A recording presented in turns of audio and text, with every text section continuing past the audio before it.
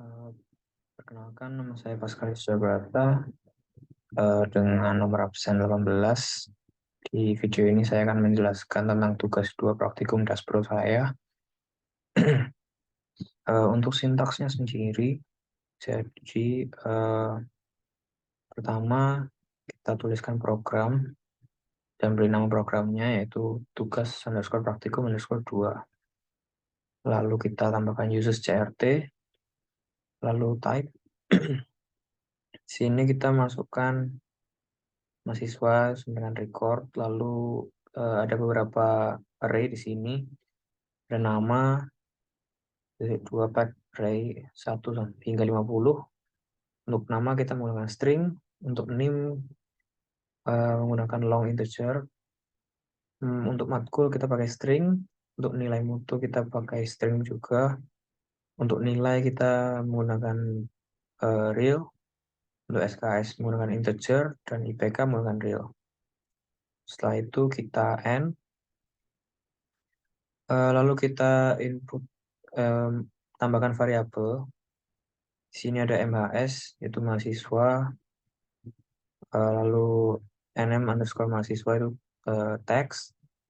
Lalu ada nilai atau jumlah nilai itu real. Ada SKS atau jumlah SKS itu juga real. Lalu ada variabel I, J, M, N, dan P itu menggunakan integer. Ada variabel cari nama itu menggunakan string, dan cari name menggunakan long integer. Setelah menambahkan variabel, kita bisa memulai. Diawali dengan begin, lalu clear screen, lalu tulis Brightland. Di sini kita tulis program record mahasiswa Universitas Brawijaya. Lalu tambahkan Brightland lagi untuk menambahkan spasi. Lalu di sini kita write, masukkan jumlah mahasiswa dan readline n untuk variabel n. Tambahkan readline lagi untuk enter atau spasi. Lalu di sini kita tuliskan with MHS2 begin. For I, titik 2 sama dengan 1, to and do, begin. Kita tuliskan readline mahasiswa dan dibaca nanti variabel I. Lalu kita tuliskan write nama, nanti tambahkan readline nama. Lalu selanjutnya ada name, write name, yang dibaca nanti atau readline name juga. Selanjutnya ada write jumlah mata kuliah yang diambil dan nilainya. Nanti kita tambahkan readline M. Selanjutnya ada for J, titik 2 sama dengan 1, to M2, begin. Kita tuliskan readline mata kuliah, koma J, dengan yang dibaca variabel J. Lalu ada write nama matkul, nanti itu ada readline matkul. Lalu ada write SKS, yang dibaca atau readline-nya adalah SKS. Sama juga seperti nilai yang dibaca adalah nilai mutunya. Di sini kita tambahkan if, kita buat if di mana nanti ada beberapa nilai seperti nilai pada umumnya ada A, B plus, B, C, dan seterusnya hingga E. Di sini kita tuliskan satu persatu. If nil MT sama dengan A, then nilai I, J, titik 2 sama dengan 4. If nil MT I, J sama dengan B plus, then nilai IJ sama dengan 3,5 dan seterusnya hingga if nil MT I, J sama dengan E, then nilai I, J B2 sama dengan 0. Selanjutnya kita akan membuat rumus jumlah SKS, di mana jumlah SKS ini nanti rumusnya adalah jum SKS plus SKS I, J. Selanjutnya ada rumus untuk jumlah nilai juga. Di sini rumusnya adalah jum nilai plus nilai I, J dikali SKS.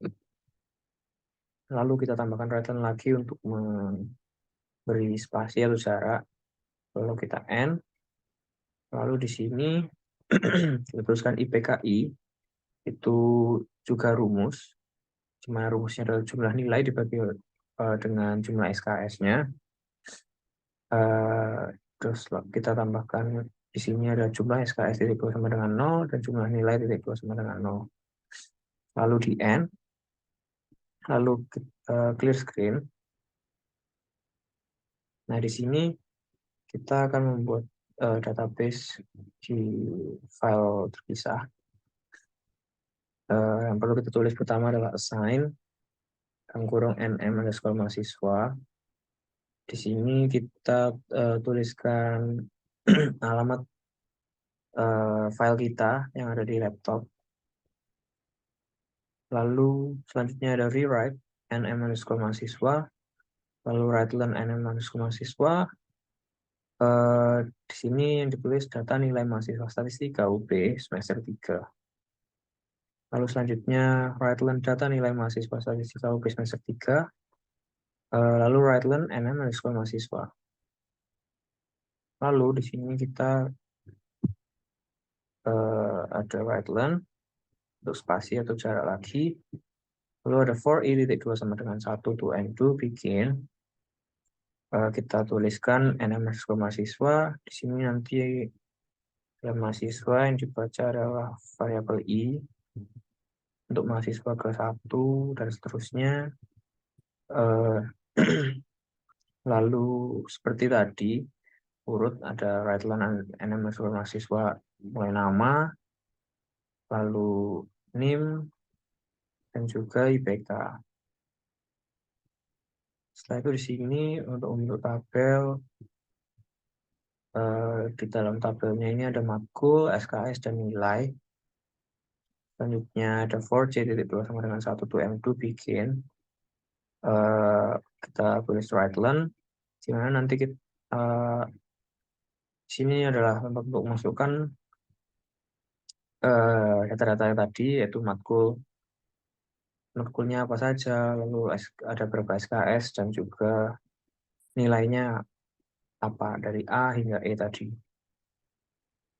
Selanjutnya tulis write-learn untuk jarak lagi, lalu N, lalu close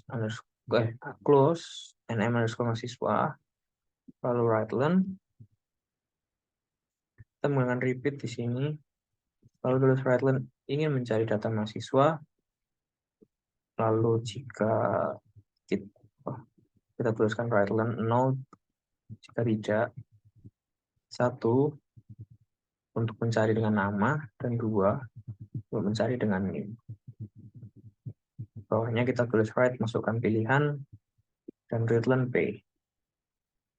Di sini kita menggunakan case of untuk variabel P, jadi case P of.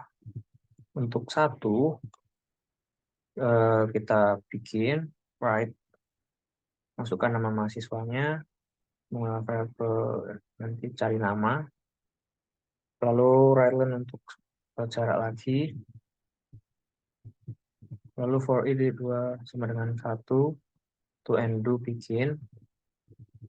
Kita akan menggunakan if. Jadi jika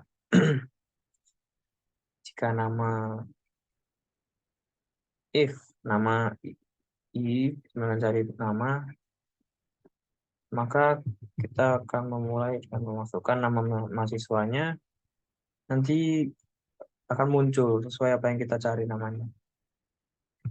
Mahasiswanya namanya, NIM-nya, dan juga IPK-nya akan muncul. Selanjutnya, jika P-nya 2, maka akan dicari menggunakan NIM. Kita tulis write, masukkan NIM mahasiswa, readlearn cari NIM, di mana nanti jika kita input NIM-nya, maka akan muncul nama mahasiswa dan juga IPK-nya sesuai dengan NIM yang kita cari tadi. Caranya sama, menggunakan if NIM i sama dengan cari NIM, then bikin write-learn mahasiswa, write-learn nama, write-learn NIM, dan write-learn IPK. Lalu kita N, N lagi, lalu readline, lalu clear screen. Itu tadi di repeat, maka itu ada until P sama dengan 0, maka selanjutnya kita N, dan N terakhir. Untuk outputnya sendiri, bisa dilihat di screenshot ini. Di sini saya masukkan jumlah mahasiswanya ada 3, lalu kita input namanya, NIM-nya, jumlah mata kuliah yang diambil beserta nilainya ada berapa. Lalu kita input satu-satu, nama matkulnya, jumlah SKS-nya, dan nilainya untuk setiap matkul dan setiap mahasiswa. Lalu setelah itu akan muncul tabel seperti ini untuk setiap mahasiswanya, dan akan muncul IPK-nya. Nah, di bawah ini muncul tulisan ingin mencari data mahasiswa. Untuk jika kita masukkan pilihan 1, lalu akan muncul masukkan nama mahasiswa.